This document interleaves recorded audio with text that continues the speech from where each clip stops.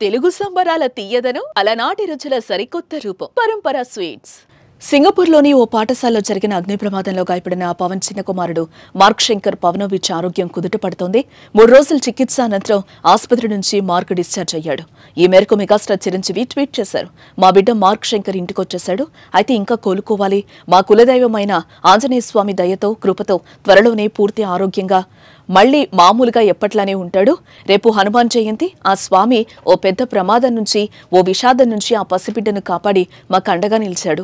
వివిధ ప్రాంతాల్లోని పలు ఊళ్లలో మార్క్ శంకర్ కోలుకోవాలని ప్రతి ఒక్కరూ మా కుటుంబానికి అండగా నిలబడి ఆ బిడ్డ కోసం ప్రార్థనలు చేస్తున్నారు, ఆశీస్సులు అందజేస్తున్నారు. నా తరపున, తమ్ముడు కళ్యాణ్ బాబు తరపున, మా కుటుంబం 50 మంది తరపున మీ అందరికీ ధన్యవాదాలు తెలియజేస్తున్నామంటూ చిరంజీవి ట్వీట్లో రాసుకొచ్చారు.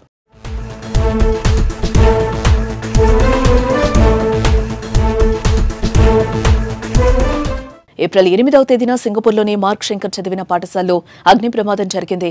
మొదట ఈ ప్రమాదం చిన్నదే అని అంతా అనుకున్నారు. కానీ ప్రమాద దృశ్యాలు బయటకు రావడం, 19 మంది గాయపడ్డం, మార్క్ పక్కనే కూర్చున్న ఓ చిన్నారి ప్రాణాలు కూడా పోయాయని పవన్ చెప్పడంతో మార్క్ ఆరోగ్య పరిస్థితిపై ఆందోళన మొదలైంది. సినీ రాజకీయ ప్రముఖులు స్పందించి త్వరగా కోలుకోవాలని ప్రార్థించారు. ప్రధాని మోదీ సైతం పవన్ కు ఫోన్ చేశారు. మార్క్ శంకర్ ఆరోగ్య పరిస్థితి గురించి వివరాలు అడిగి తెలుసుకున్నారు. ప్రమాదం ఏ విధంగా జరిగిందో తెలుసుకుని మార్క్ శంకర్ త్వరగా కోలుకోవాలని ఆకాంక్షించి ధైర్యం చెప్పారు. సింగపూర్లో ఎటువంటి సహాయం కావాలన్నా తాను సిద్ధంగా ఉన్నానని పవన్ కు ప్రధాని మోదీ హామీనిచ్చారు.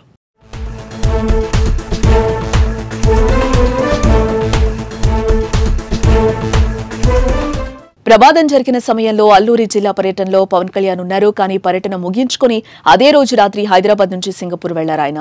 పవన్ తో పాటు చిరంజీవి, సురేఖ కూడా సింగపూర్ కు వెళ్లి మార్క్ ఆరోగ్య పరిస్థితిపై వైద్యులను అడిగి తెలుసుకున్నారు. చేతులు, కాళ్లకు చిన్న చిన్న గాయాలు, ఊపిరితిత్తులోకి పొగ వెళ్లడంతో 3 రోజులు ఆయనకు ఆక్సిజన్ అందించి గురువారం డిశ్చార్జ్ ఇవ్వడం అభిమానులకు, కుటుంబ సభ్యులకు ఊరటనిచ్చింది. చిరంజీవి ట్వీట్ తో జనసేన శ్రేణులు, పవన్, చిరు అభిమానులు అంతా ఆనందం వ్యక్తం చేస్తున్నారు.